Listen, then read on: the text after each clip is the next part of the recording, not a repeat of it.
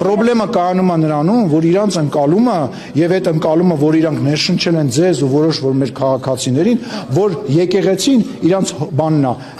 դուքյանն է, որ եկեղեցում իրանք կարող են անել ինչ ուզում են, ինչ հնարավոր է անել, յուրաքանչյուր հավատացյալ մարդու համար տհաճ է, որ մտնում ես միտեղ, որտեղից քեզնից փող են մուրում։ Երբ որ քեզնից գայս ասում են, դե երկշախմբին էլ 50,000 դրամ էլ պետք է երկշախմբին կա։ Հիսուս մի րոպե, բանը սարկավագին էս ինչը։ Ես եկեղեցին չեմ թիրախավորում։ Ես եկեղեցին չեմ։ Դուք ես ներողություն եմ խնդրում։ Ես բարձրաստիճան պաշտոնյա եմ։ Այո, բարձր։ Երբ որ դու ինձ հարց ես տալիս, դու Հայաստանի Հանրապետությունն ես թիրախավորում։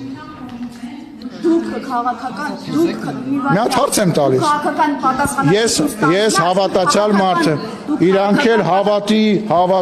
Հիմա այդ մարդիկ սեքսով կարող են զբաղվել, թե չեն կարող զբաղվել։ Այդ մարդիկ դա այնքանով է իմ գործը, անի սպասի։